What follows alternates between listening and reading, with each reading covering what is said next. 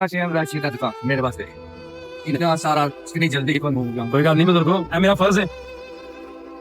अस्सलाम वालेकुम अंकल जी, की हो गया है? तार निकल गई है।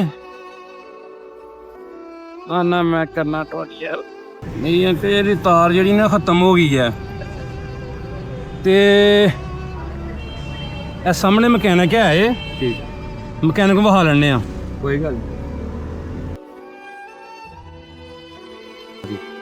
कार ते साढ़े मुको जी हैं कार को नहीं लबनी चौंक चौंक चू लबनी है। बैठा मैं लेगा नहीं बाबा बाबा नहीं नाले ਤੁਹਾਨੂੰ ਮੈਂ ਤਕਲੀਫ ਉਹ ਬਜ਼ੁਰਗੋ ਬਾਬਾ ਤੁਸੀਂ ਉੱਥੇ ਮੈਂ ਲੈ ਕੇ ਆਣਾ।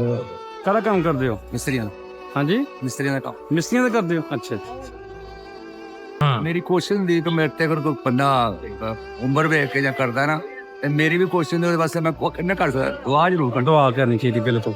ਦੁਆ ਸਭ ਤੋਂ ਵੱਡੀ ਚੀਜ਼ ਹੈ ਬਜ਼ੁਰਗੋ, ਦੁਆ ਸਭ ਤੋਂ ਵੱਡੀ ਚੀਜ਼ ਹੈ। ਇਹ ਸਾਰਾ ਸਿਸਟਮ ਮੇਰੇ ਅੱਲਾਹ ਕੋਲ ਹੈ।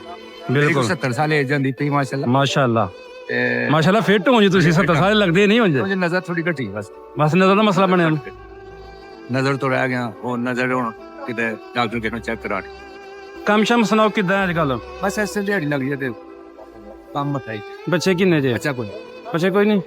ਓਹੋ रुको चिन्ना चैन राशि का दुकान मेरे वास्ते इतना सारा इतनी जल्दी कौन भूल गया। ਕੋਈ ਗੱਲ ਨਹੀਂ ਬਜ਼ੁਰਗੋ, ਇਹ ਮੇਰਾ ਫਰਜ਼ ਹੈ। ਇਹ ਤਾਂ ਫਰਜ਼ ਆਪਣਾ ਅਦਾ ਕੀਤਾ ਨਾ।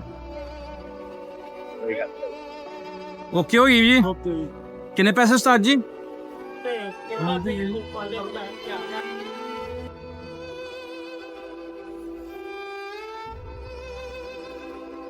एकदम ਜਾਂਦੇ ਆ ਨਾ ਮਾਰਾਂ ਵਾਸਤੇ ਨਾ ਉਹ ਚੀਜ਼ ਖੜਨੀ ਜਾਂ ਅੰਬ ਖੜਨੇ ਜਾਂ ਅੰਬ ਆਏ ਜੇ ਮਾਰਾਂ ਵਾਸਤੇ ਅੰਬ ਖੜਨੇ ਜੀ ਘਰ। ठीक है सर बड़ी मेहरबानी इंशाल्लाह कल ਬਹੁਤ ਸ਼ੁਕਰੀਆ ਸਰ, ਵਧਵਾਨ ਯਾਰ।